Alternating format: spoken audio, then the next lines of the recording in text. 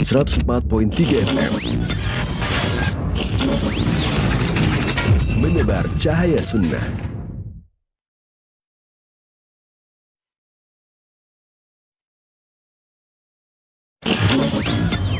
Kajian Islam ilmiah di Roja TV dan Radio Roja.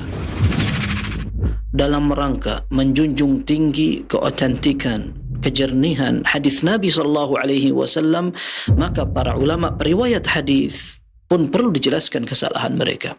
Ketika seorang meriwayatkan hadis, kesalehan tidak cukup. Saksikanlah kajian Islam ilmiah di Roja TV dan Radio Roja.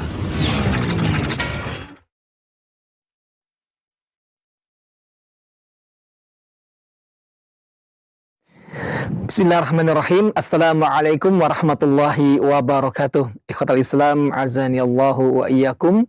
Alhamdulillahirabbil alamin, hamdan katsiran thayyiban mubarakan fi kama yuhibbu rabbuna wa yarda, wassalatu wassalamu ala asrafil anbiya'il mursalin wa ala alihi wa ashabihi ajma'in wa man tabi'ahum bi ihsan ila yaumiddin, amma ba'du.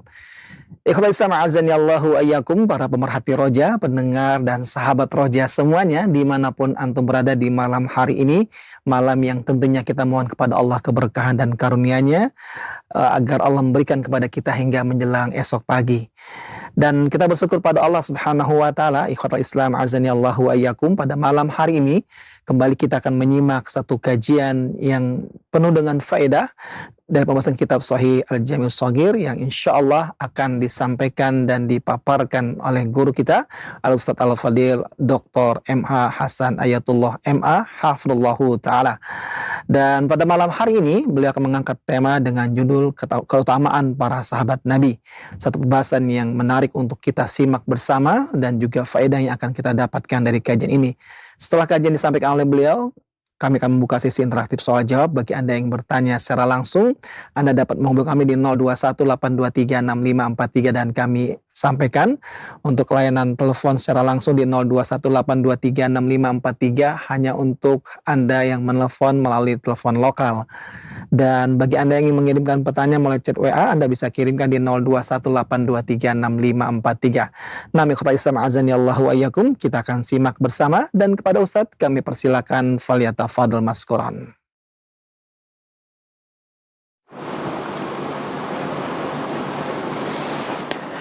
Bismillahirrahmanirrahim. Alhamdulillahirabbil alamin. Wa bihi nasta'inu ala umurid dunya waddin. Wassalatu wassalamu ala al-mab'uthi rahmatan lil alamin, nabiyyina Muhammadin wa ala alihi wa sahabatihi wattabi'in wa man tabi'ahum bi ihsanin ila yaumiddin. Ya ayyuhalladzina amanu taqullaha haqqa tuqatih wa la tamutunna illa wa antum muslimun. Ya ayyuhan nasu taqu rabbakumul ladzi khalaqakum min nafsin wahidah wa khalaqa minha zawjaha wa batha minhuma rijalan katsiran wa nisaa'a wattaqullaha alladzi tasaaluna bihi wal arham innallaha kana 'alaikum raqiba. Ya ayyuhalladzina amanu taqullaha wa qulu qawlan sadida yuslih lakum a'malakum wa yaghfir lakum dhunubakum wa man yuti'illaha wa rasulahu faqad faza fawzan 'azima, amma ba'd. Kaum muslimin dan muslimat, pemirsa Roja TV, pendengar di Roja dan seluruh kaum muslimin yang mengikuti pengajian malam hari ini, semoga Allah Azza wa Jalla memberikan kita keberkahan pada ilmu kita, umur, keluarga, harta, dan aktivitas yang kita kerjakan. Dan semoga Allah Azza wa Jalla meridai kita, memudahkan kita untuk mendapatkan ilmu yang bermanfaat dan untuk melaksanakan amal yang saleh. Kita akan membahas tentang beberapa para sahabat Nabi Sallallahu Alaihi Wasallam yang sempat disebutkan dalam sebuah riwayat dengan julukan, gelar, atau rekomendasi. Ketika seorang masih hidup kemudian akan disampaikan dia akan syahid. Dan para ulama menyebutkan tidak boleh seseorang menyebutkan fulan orang beriman, fulan orang yang syahid, fulan orang yang pasti masuk surga jika seandainya tidak ada dalil yang khusus. Karena urusan akhirat adalah perkara gaib. Tidak boleh seseorang berbicara dalam urusan gaib kecuali dengan dalil. Para sahabat Nabi Sallallahu Alaihi Wasallam secara umum merupakan orang-orang yang Allah ridai. Bukan sekedar mereka orang yang pandai berbahasa Arab atau orang yang tinggal di Arab. Tetapi mereka memiliki hati yang jernih, siap untuk berjuang dan mengorbankan semua yang mereka miliki untuk Islam dan kaum muslimin, termasuk membela Allah dan Rasulnya. Sehingga kelebihan dan totalitas dalam memberikan semua yang mereka miliki untuk Islam, Allah jadikan ini sebuah keistimewaan. Bahkan ketika perbandingan antara orang-orang sahabat senior dengan junior pun tidak sama.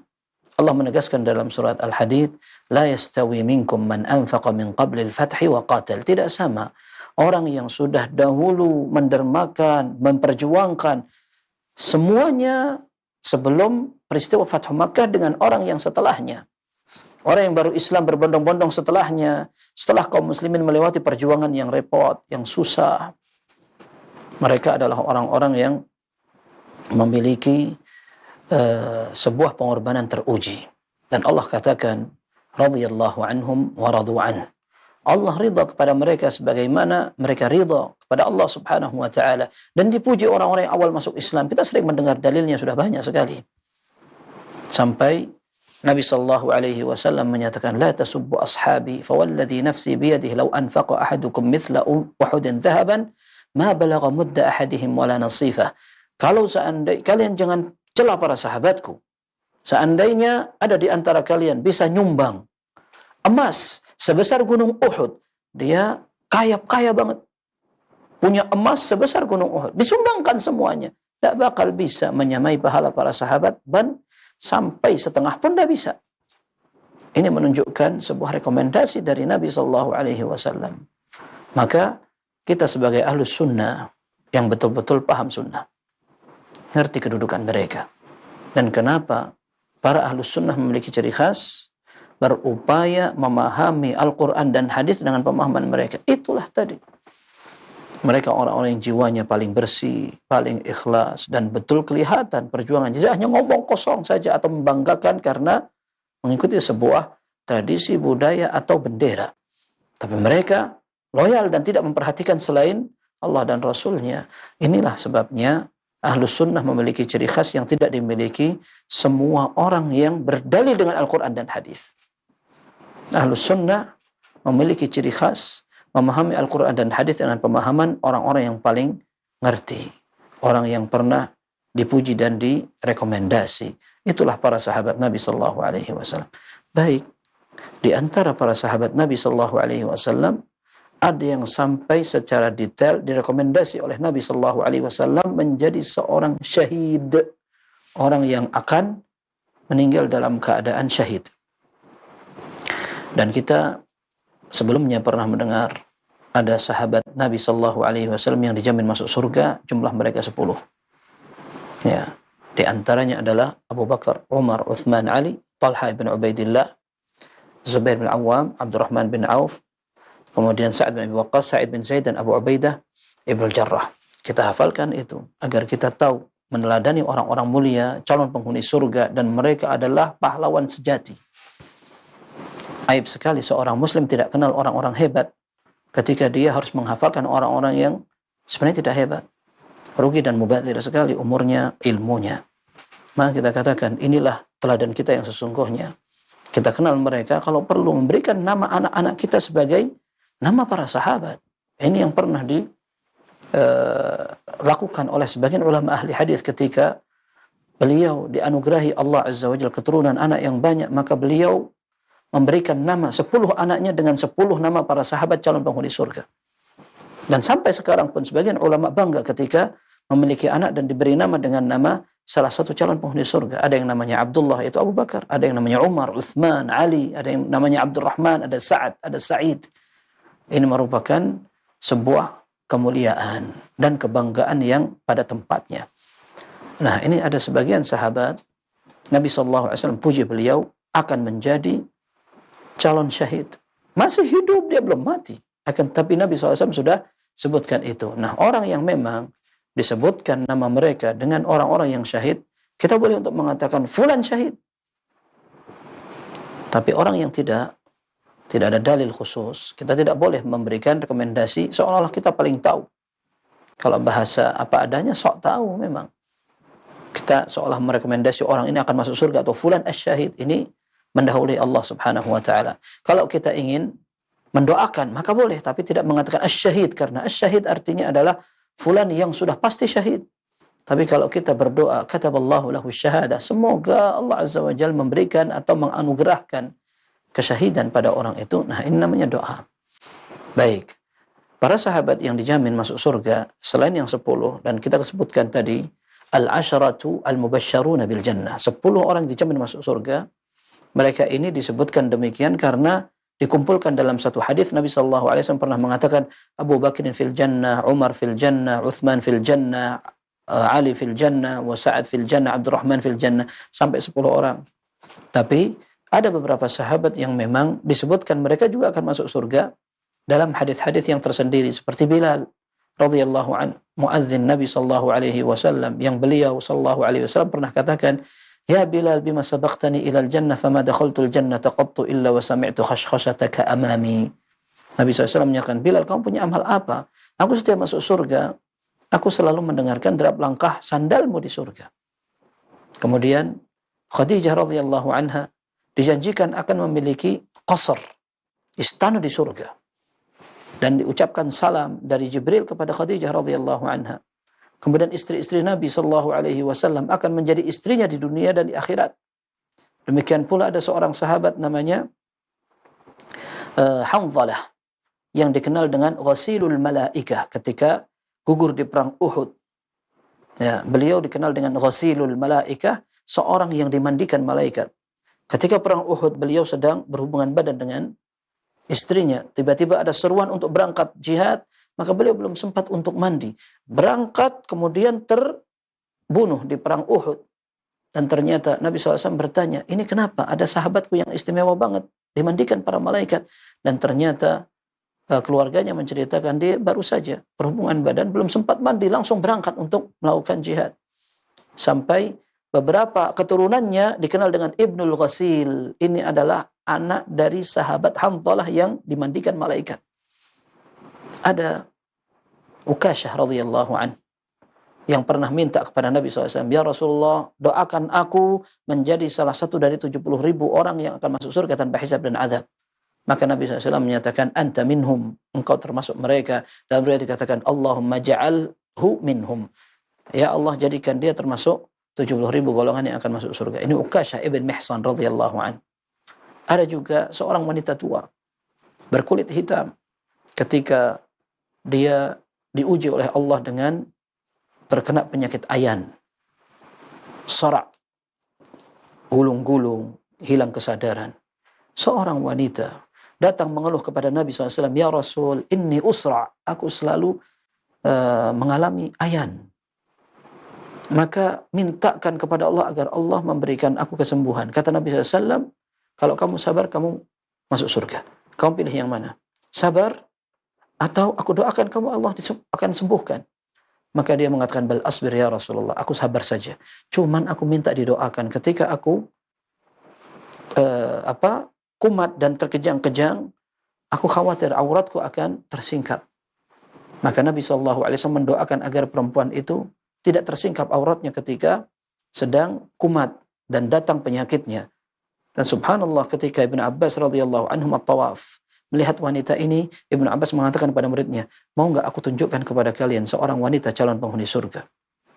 Dia masih hidup, tapi dia sudah dipesankan tempat di surga. Mana-mana itu perempuan berkulit hitam.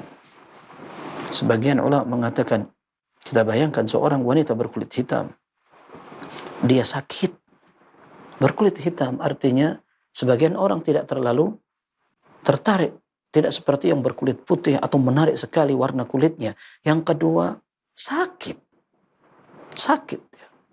Ternyata dia berupaya menutup auratnya. Kita lihat bagaimana banyak sebagian orang justru ketika Allah kasih kesempurnaan paras dan badan, semakin berani dia untuk membuka auratnya. Apalagi di zaman sekarang yang bahkan semuanya hampir menjadikan tontonan ini sebagai sebuah tradisi. Berjilbab akan tetapi pakaian bawahnya memprihatinkan sekali. Bahkan sebagian di antara kalangan mukminat saja yang sudah ngaji saja untuk diajak menutup aurat, menggunakan pakaian besar sebagaimana dulu para sahabat Nabi sallallahu alaihi wasallam agar tidak terlihat bentuk lukuk tubuhnya, masih agak susah. Maka inilah para sahabat yang mereka memang sempat dijamin masuk surga oleh Nabi sallallahu alaihi wasallam, dan mereka layak untuk mendapat jaminan itu. Dan kita katakan mereka calon penghuni surga. Asalkan yang lain tidak. Ada dua hadis yang akan kita bahas pada pertemuan malam ini tentang hadis yang sama. Kemudian setelah itu kita akan bahas hadis-hadis berikutnya. Hadis yang bernomor 131, dan hadis ini diriwayatkan oleh Al-Imam Al-Bukhari, Imam Muslim, At-Tirmidzi dari sahabat Anas bin Malik radhiyallahu an. Kemudian diriwayatkan At-Tirmidzi dari Uthman Ibn Affan. Kemudian diriwayatkan dari Imam Ahmad, Abu Ya'la, dan Ibnu Hibban dari sahabat Sahal bin Sa'ad radhiyallahu an.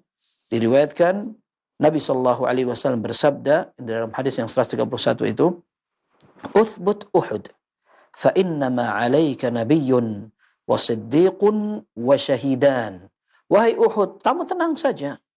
Tidak usah bergerak-gerak. Yang di atasmu itu bukan siapa-siapa. Yang di atasmu ada Nabi, ada Siddiq, yaitu Abu Bakar, orang yang betul-betul siap untuk membenarkan bagaimanapun kondisinya. Kemudian ada dua orang yang akan menjadi calon syahid. Baik. Dalam riwayat yang disebutkan nomor 132. Ya, hadis setelahnya nomor 132 diriwayatkan oleh Imam Ahmad, Abu Dawud, Tirmidzi, Ibnu Majah dari sahabat Sa'id ibn Zaid. Kemudian diriwayatkan oleh Imam Ahmad, Hamim itu Imam Ahmad, an Anasin wa an Buraidah dari sahabat Anas bin Malik dan Buraidah. Kemudian riwayat At-Tabarani dari sahabat Ibnu Abbas radhiyallahu anhuma, Nabi sallallahu alaihi wasallam menyatakan, "Uthbut Hira." Gunung Hira. Hira itu sebuah tempat atau semacam gua, dan kita sudah sering dengar, dan letaknya memang di atas gunung. Nabi sallallahu alaihi wasallam menyatakan, "Hira, jangan gerak-gerak. Fa inna ma 'alaika nabiyyun aw siddiqun aw syahid." Yang di atasmu seorang nabi atau seorang siddiq atau seorang yang syahid. Hadis yang pertama beliau mengatakan uthbut Uhud. Yang kedua uthbut Hira. Ya, jangan gerak-gerak. Karena memang pada kesempatan itu disebutkan dalam Sahih Bukhari dari hadis Anas, anna Nabi sallallahu alaihi wasallam sa'ida Uhudan wa Abu Bakr wa Umar wa Uthman farajafat bihim atau farajafa bihim. Nabi sallallahu alaihi wasallam naik ke gunung Uhud. Beliau waktu itu ditemani oleh Abu Bakar, Umar, dan Uthman, dan ternyata gunung Uhud bergoncang. Gunung Uhud bergoncang. Dan ini menunjukkan bahwa makhluk Allah pun bisa bergoncang. Kemudian dalam riwayat yang lain, kejadian daerah Hira juga sama. Nah, disebutkan bahwa Nabi sallallahu alaihi wasallam naik ke Gunung Hira. Kalau tadi yang kita bahas dalam hadis 132 disebutkan Imam Ahmad, Abu Dawud, Tirmidzi, Ibnu Majah, Imam Ahmad dan Tabarani, maka sebenarnya hadis ini justru ada dalam Sahih Muslim. Ya, artinya kebiasaan para ulama ketika menyebutkan sebuah hadis dan ada dalam Sahih Bukhari atau Muslim, maka ini lebih pantas untuk didahulukan. Dalam Sahih Muslim dari Abu Hurairah, anna Rasulullah sallallahu alaihi wasallam kana ala Jabal Hira. Nabi sallallahu alaihi wasallam sedang berada di gunung Hira yang ada guanya itu, Hira. Fataharrak, maka gunung itu bergoncang, bergerak. Faqala alaihi salatu wassalam, uskun Hira. Wahai Hira, diam kamu. Fama alaika illa nabiyyun aw siddiqun aw syahid. Yang di atasmu itu hanya seorang nabi, seorang siddiq, dan seorang yang syahid. Dalam riwayat padahal wa alaihi, dan pada saat beliau mengatakan itu di atas gunung Uhud ada Nabi sallallahu alaihi wasallam, ada Abu Bakar, ada Umar, ada Uthman, ada Ali, ada Talhah ibn Ubaidillah, kemudian ada Sa'ad ibn Abi Waqqas, kemudian ada Zubair bin Awam radhiyallahu anhum ajma'in. Ketika beliau sebutkan mereka semua, Nabi sallallahu alaihi wasallam menyatakan, di atasmu ada syahid. Dalam riwayat disebutkan wa'addahum Rasulullah sallallahu alaihi wasallam. Nabi sallallahu alaihi wasallam ketika di atas gunung Hira, maka beliau mengatakan, di atasmu itu bukan siapa-siapa. Di atasmu itu cuma Nabi sallallahu alaihi wasallam, kemudian Abu Bakar As-Siddiq, kemudian ada syahid. Lalu beliau sebutkan para sahabatnya, ini tuh Umar, ini Uthman, ini Ali, ini Talhah, dan seterusnya. Para syurah mengatakan, dan orang yang naik ke atas gunung itu semuanya syahid. Semuanya syahid. Setelah Abu Bakar radhiyallahu anhu, beliau sakit memang. Tetapi dalam hadis dikatakan, Siddiq. Itu adalah julukan yang melekat dan khusus untuk Abu Bakar. Maka sebagian ahli tafsir mengatakan, وَالَّذِي جَاءَ بِالصِّدْقِ وَصَدَّقَ بِهِ. Dalam surat Az-Zumar, Allah menyatakan, dan orang yang datang dengan kebenaran dan membenarkan. Ada tafsiran yang mengatakan, Abu Bakarlah orangnya bersama Nabi sallallahu alaihi wasallam. Dan ini adalah sebuah keistimewaan. Bahkan Abu Bakar ini lebih hebat dari seorang syahid biasa. Kan disebutkan dalam Al-Quran, إِذْ قَالَ لِصَاحِبِهِ لَا تَحْزَنْ إِنَّ اللَّهَ مَعَنَا. Ini dalam surat At-Taubah. Dalam surat Bara'ah, Allah Azza wa Jalla menyatakan, ingat ketika Nabi berbicara kepada sahabatnya. Dan Allah puji Abu Bakar dengan sahabatnya. Ketika Allah tahu Abu Bakar tidak akan murtad. Sampai diabadikan dalam Al-Quran, sahibihi, sahabat Nabi SAW. Dan ini keyakinan Ahlus Sunnah, dan ini merupakan sebuah derajat yang tinggi di antara para sahabat Nabi SAW, paling tinggi. Maka orang yang mengingkari ini, memang dia tidak beriman kepada Al-Quran. Dan para sahabat mereka memiliki keistimewaan. Ketika Nabi SAW menyebutkan di atasmu ada orang yang syahid, dan subhanallah semuanya syahid. Uthman terbunuh di rumahnya. Umar terbunuh di mihrab. Dan dalam hadis yang sahih diriwayatkan oleh Imam Bukhari, Umar bin Khattab radhiyallahu anhu pernah berdoa, Allahumma rzuqni syahadatan fi sabilik waj'al mauti fi baladi rasulik. Ya Allah, rizkikan, anugerahkan kepadaku syahadah atau menjadi syahid di jalanmu, dan jadikan kematianku berada di Madinah Rasulmu sallallahu alaihi wasallam. Dan memang dalam sebuah hadis dikatakan, man istata'a an yamuta bil madinati falyamut biha fa inni kuntu syahidan aw syafi'an lahu yaumal qiyamah, kama qala sallallahu alaihi wasallam. Orang yang bisa mengusahakan dia tinggal terus di Madinah sampai wafat, lakukan, karena aku akan menjadi saksi atau pemberi syafaat nanti pada hari kiamat untuk orang yang wafat di kota Madinah. Artinya ini menjadi cita-cita para sahabat sampai Umar berdoa, ya Allah berikan aku syahidan dan jadikan kematianku di Madinah, dan Allah kabulkan. Kita kenal Umar radhiyallahu anhu dibunuh dengan pisau beracun oleh Abu Lu'lu'ah al-Majusi.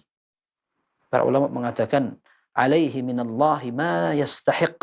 Mudah-mudahan Allah timpakan kepada orang ini apa yang memang dia berhak untuk mendapatkannya. Membunuh Umar bin Khattab radhiyallahu anhu, calon penghuni surga. Ya, dan memang Umar bin Khattab telah mendapatkan kesyahidan itu. Dan Allah Azza wa Jalla muliakan beliau dengan kekuatannya.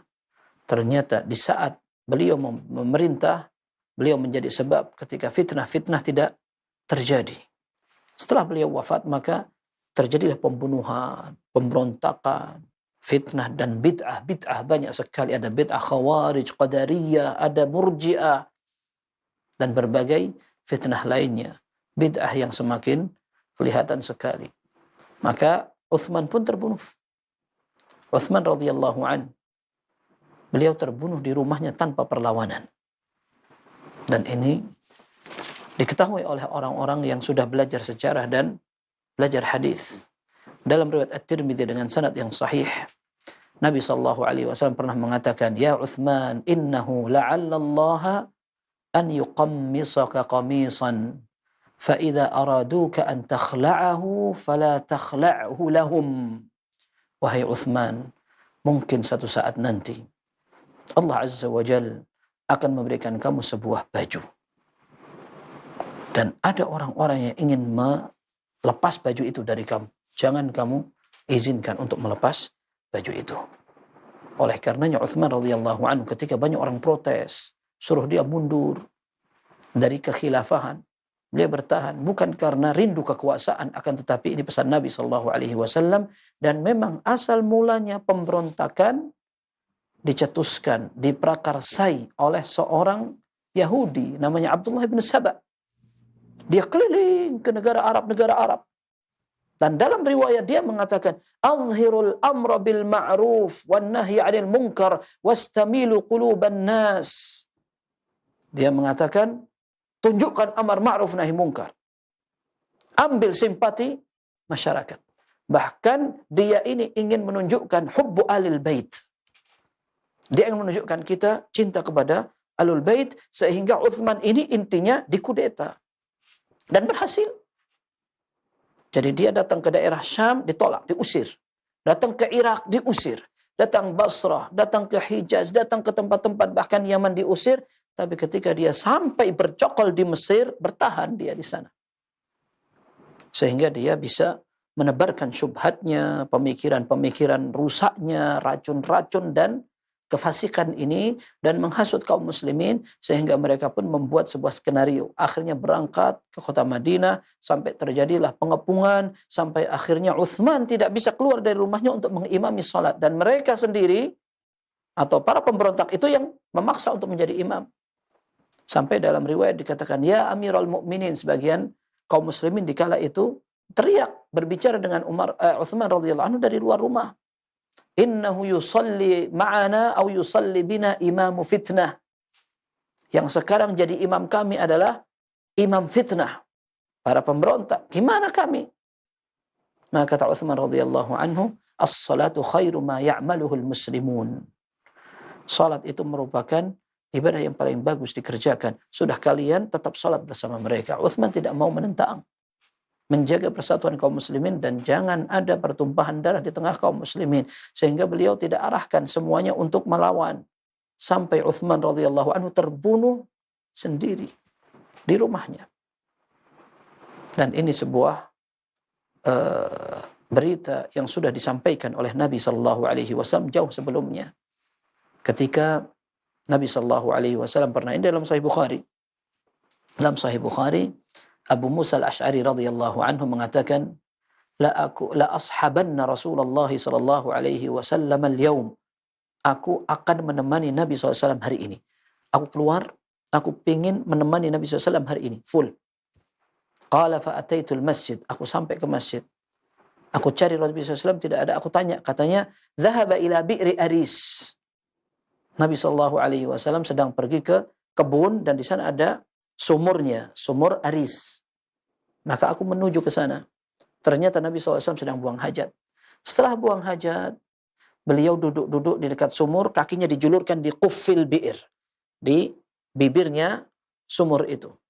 Beliau julurkan kakinya di situ. Kemudian Abu Musa al-Ash'ari radhiyallahu anhu masuk, menyalami Nabi SAW, kemudian beliau menuju ke pintu kebun itu sambil mengatakan, la akunanna bawwaba Rasulillah sallallahu alaihi wasallam al-yawm. Aku akan menjadi penjaga Nabi sallallahu alaihi wasallam. Biar beliau duduk tenang karena beliau ingin santai, maka aku jaga di pintunya. Ternyata Abu Bakar datang. Dan ini menunjukkan Abu Bakar betul-betul dekat sekali dengan Nabi SAW. Kemana saja Nabi SAW, Abu Bakar selalu mengiringi. Abu Bakar datang. Maka ditanya oleh Abu Musa, siapa Abu Bakar? Kemudian beliau mengatakan, makanaka, kamu di situ dulu. Aku lapor ke Nabi SAW. Lapor, kemudian dikatakan, Abu Bakar yasta'zin. Abu Bakar pengen ketemu antum. Qal i'zan lahu wa abshirhu bil jannah. Kata Nabi SAW kepada Abu Musa, izinkan dia masuk dan beritahu kabar gembira bahwa dia akan masuk surga. Disampaikanlah kepada Abu Bakar, dikatakan, basyarakan Nabi SAW bil jannah. Nabi SAW memberikan kabar gembira kepada kamu dengan surga. Abu Musa mengatakan, enak sekali. Setiap yang datang, didoakan masuk surga. Dan kebetulan Abu Musa ketika keluar dari rumah, adik atau kakaknya sedang wudhu dan akan nyusul. Maka kata Abu Musa radhiyallahu anhu, in yuridillahu bifulanin khairan ya'ti bihi. Kalau seandainya Allah Azza wa Jalla menghendaki adikku atau kakakku tadi itu akan mendapatkan kecipratan kebaikan, Allah akan buat dia datang ke sini. Maksud Abu Musa, nanti dia datang, aku akan mintakan izin kepada Nabi SAW, adikku pengen ketemu antum. Dan nanti dia berharap Nabi SAW akan mengatakan hal yang sama kepada adiknya, seperti yang disampaikan kepada Abu Bakar radhiyallahu anhu. Ternyata nggak datang adiknya. Adiknya atau kakaknya itu nggak datang. Ternyata pintu sudah ada yang ngetuk lagi. Siapa? Umar. Dimintakan izin kepada Nabi SAW. Kata Nabi SAW, "I'dzan lahu wa basyirhu bil jannah." Izinkan dan beritahu kabar gembira, dia akan masuk surga. Akhirnya diizinkan, kemudian diberi pesan tadi itu. Dan subhanallah, ketika Nabi SAW di bibir sumur duduk dan kakinya dijulurkan, begitu Abu Bakar datang, beliau melakukan hal yang sama. Ketika Umar datang, beliau pun melakukan hal yang sama. Kembali Abu Musa mengatakan, "Ya Allah, in yuridillahu bi khairan ya'ti bihi." Seandainya Allah memang pengen adikku ini dapat kebaikan, biar dijanjikan masuk surga, biar didoakan, Allah akan bikin dia datang. Tapi dia nggak datang lagi. Kemudian pintu bergerak. Siapa? Uthman. Dimintakan izin oleh Abu Musa, dan ternyata setelah diizinkan, Nabi SAW menyatakan, "I'dzan lahu wa basyirhu bil jannah ala balwa tusibuhu." Izinkan dia masuk, sampaikan kabar gembira dia akan masuk surga, tapi melewati sebuah ujian melanda. Sebuah musibah yang akan dia lewati. Maka Utsman radhiyallahu anhu diberitahu oleh Abu Musa, kemudian beliau mengatakan, "Allahul musta'an." Beliau mengatakan hanya Allah tempat untuk berlindung dan minta pertolongan. Lalu Utsman masuk. Ketika sumur itu diduduki 3 orang, ada Nabi SAW, ada Abu Bakar dan ada Umar, maka ternyata sumur itu sudah full. Tidak bisa lagi diduduki oleh tiga orang. Atau tambah lagi orang ketiga atau keempat. Maka Utsman duduk di tempat yang lain. Duduk agak mundur tapi berhadapan dengan Nabi SAW.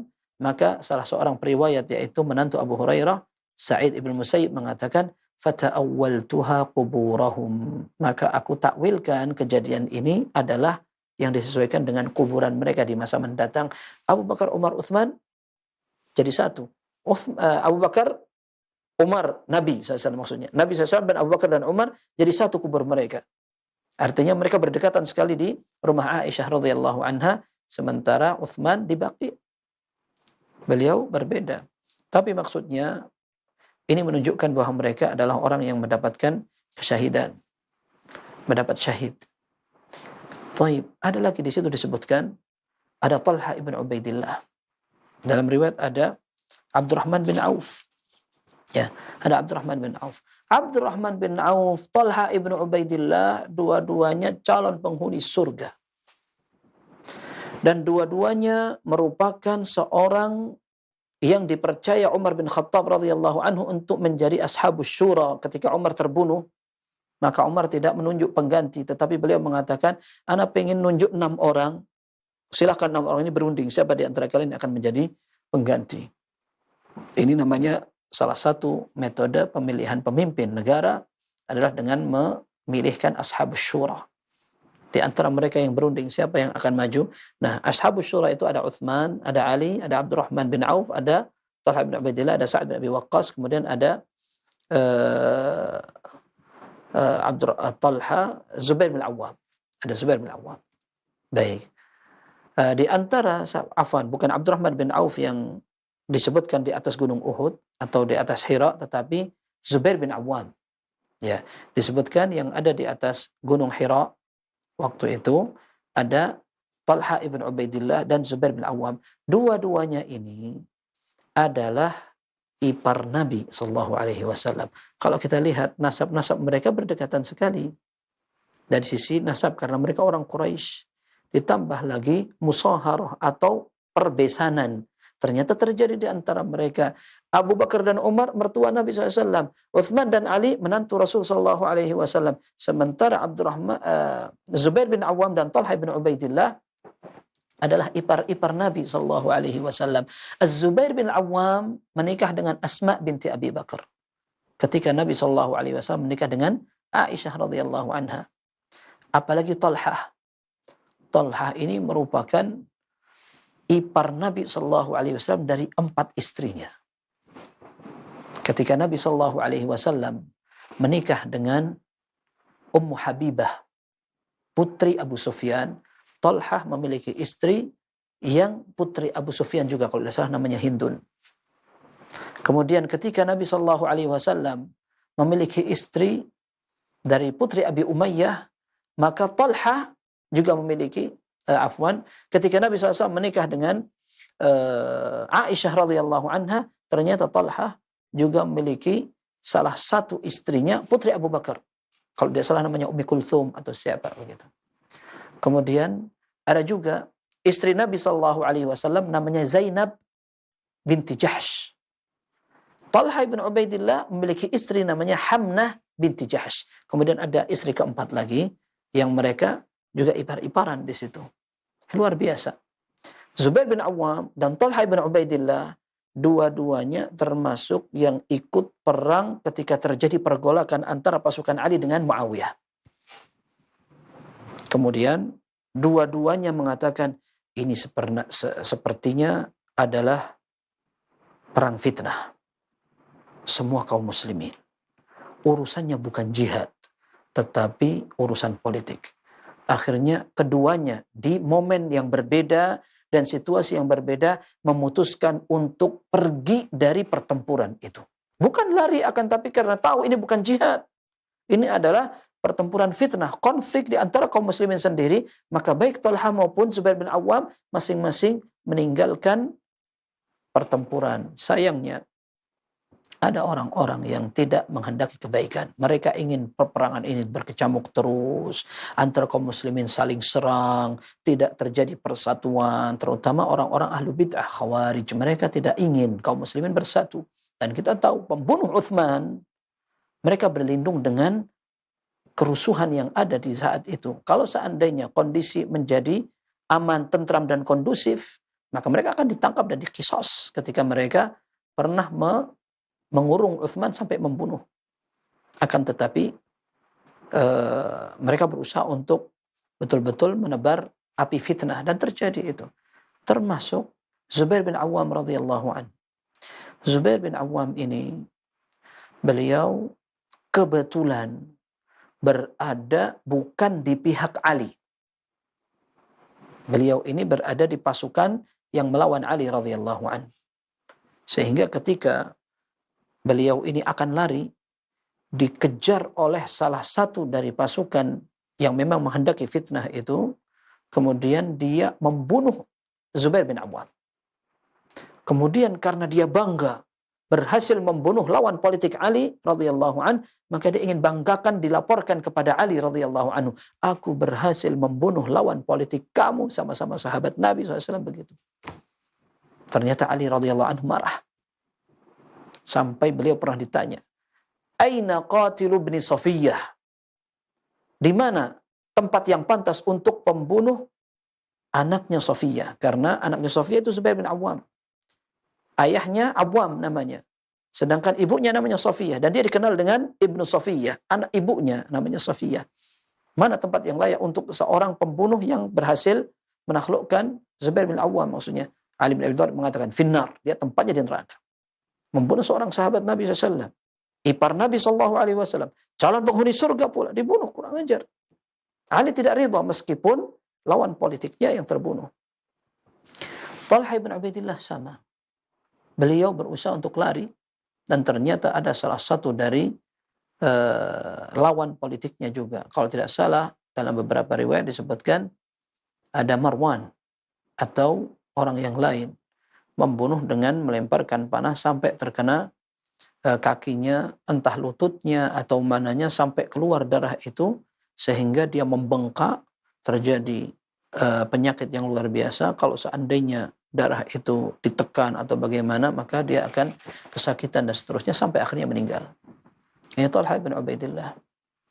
Nah, disebutkan dalam riwayat itu, mereka pun akhirnya menemukan kesyahidan.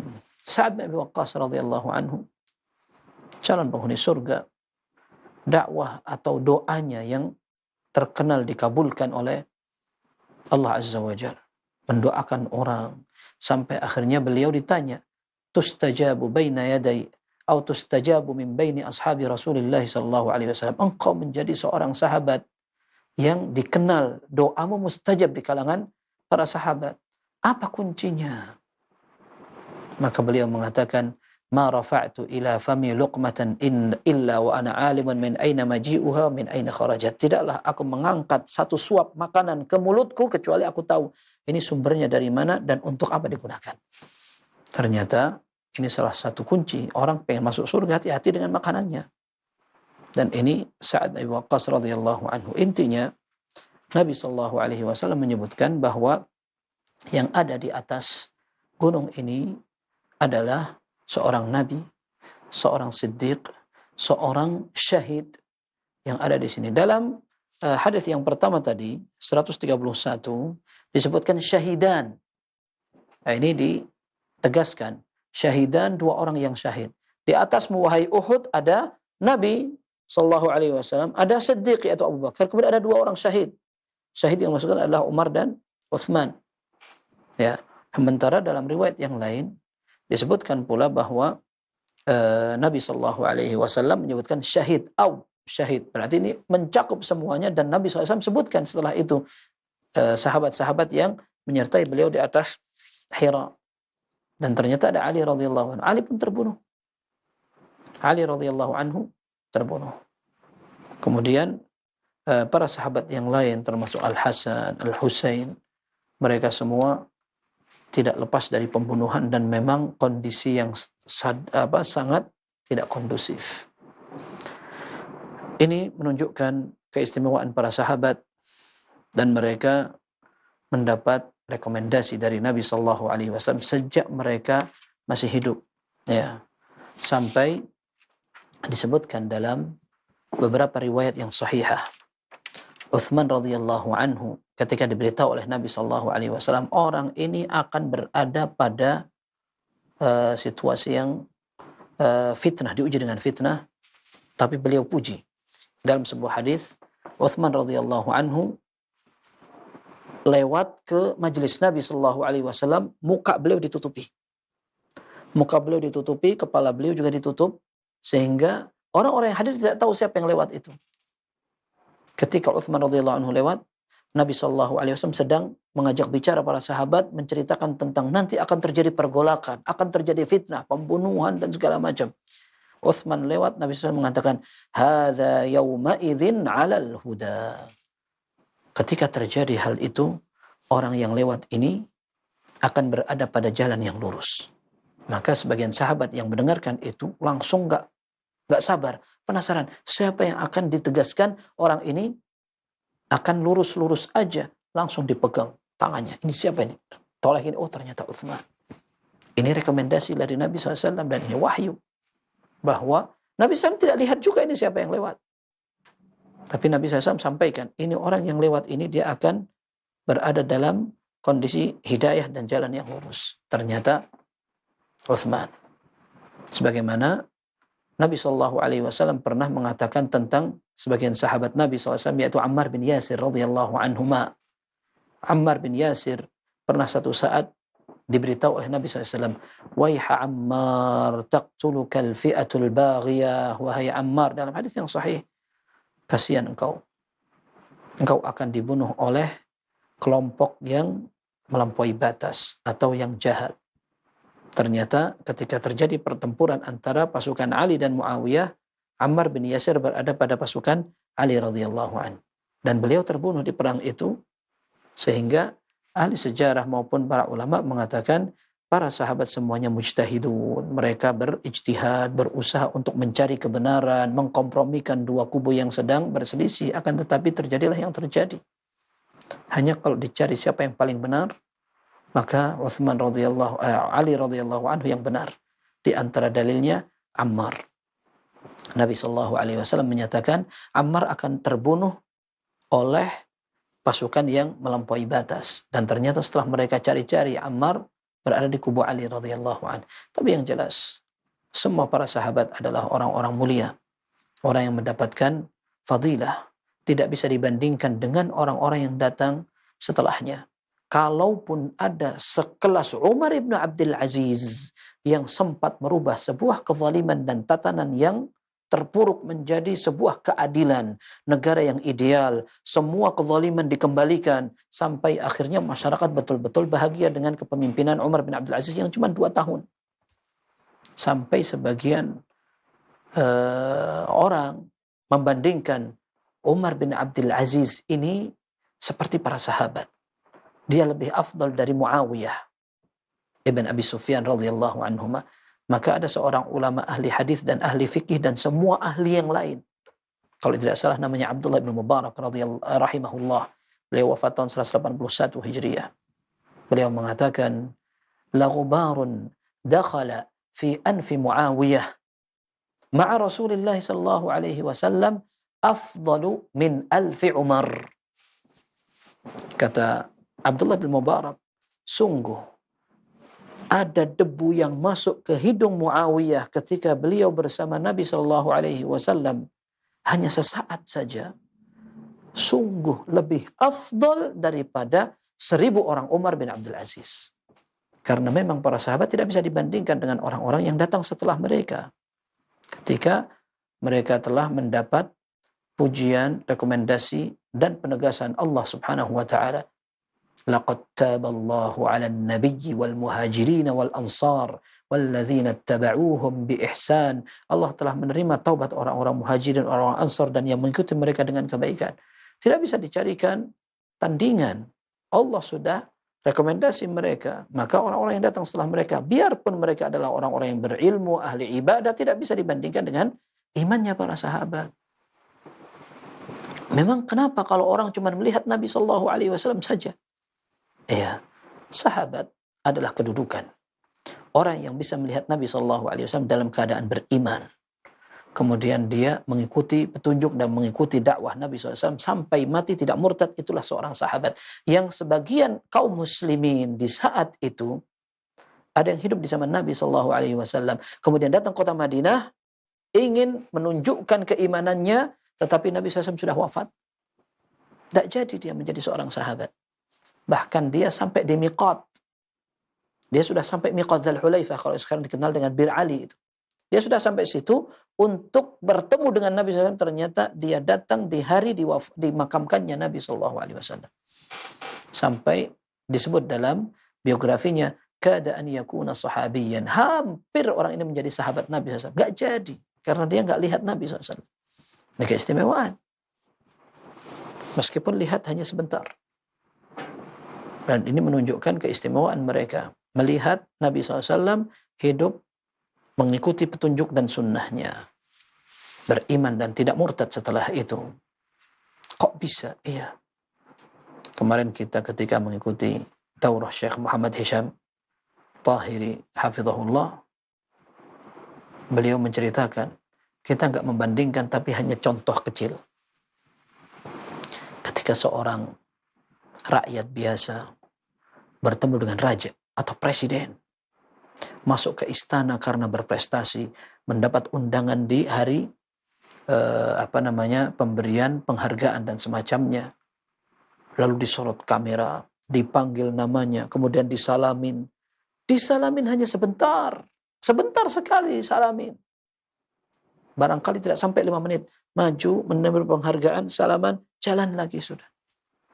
Tapi momen yang diabadikan di foto itu barangkali oleh pelakunya atau yang mengalaminya akan dipajang di rumahnya, kemudian dikenang sepanjang masa. Nih, saya pernah ketemu dengan presiden, saya pernah ketemu dengan raja, saya pernah mendapat penghargaan, dibanggakan. Padahal waktunya lama, tidak, sebentar, kurang dari 5 menit. Lalu bagaimana dengan seorang sahabat Nabi SAW mendapat sebuah penghargaan, bertemu dengan Nabi SAW, kemudian beriman. Apalagi mendapat rekomendasi Allah Azza wa Jalla. Ini sampai akhirat nanti. Sebentar dia bertemu dengan Nabi SAW, akan tetapi keistimewaannya sampai akhirat. Berbeda dengan yang tadi. Ya, barangkali justru kadang-kadang kebanggaan orang membuat dia riya, dipuji, apalagi kalau prestasinya tidak berlanjut, maka akan dicemooh orang. Sementara para sahabat Nabi SAW telah mendapat keridhaan Allah Subhanahu wa taala. Barangkali ini dapat kita pelajari, mudah-mudahan bisa menjadi satu pelajaran dan keteladanan agar kita bahagia dan bangga dengan para sahabat, mengenal orang-orang calon penghuni surga, orang-orang saleh yang pantas dijadikan contoh. Maka dulu sahabat Ibnu Mas'ud radhiyallahu anhu mengatakan, "Man kana mustannan falyastanna biman qad mat, ulaika ashabu Rasulillah sallallahu alaihi wasallam." Yang pengen nyontoh, meneladani, contohlah generasi yang sudah meninggal, yaitu para sahabat Nabi sallallahu alaihi wasallam. Kemudian Imam Malik rahimahullah, beliau wafat di tahun 179 Hijriah. Beliau pernah mengatakan, "Kana as-salafu yu'allimuna auladahum hubba Abi Bakr wa Umar kama yu'allimuna as-surata minal Qur'an." Dulu para ulama salaf mengajarkan anak-anak mereka agar cinta kepada Abu Bakar dan Umar seperti mengajarkan Al-Qur'an. Gimana ngajarin Al-Qur'an? Ditalqin, diulang-ulang, ditekankan. Inilah dulu generasi orang-orang mulia, mengenalkan orang-orang mulia. Kita sering mendengar sebuah syair, "Fatashabbahu illam takunu mithlahum fa inna at-tashabbuha bil kirami falahu." Ya, kalau kita tidak bisa menyerupai, minimal kita meniru dan mencontoh. Karena mencontoh orang-orang yang hebat adalah sebuah kehormatan dan kemuliaan. Wallahu a'lam, sallallahu wasallam wa baraka ala abdihi wa rasulih Muhammad wa alihi wa sahbihi ajma'in.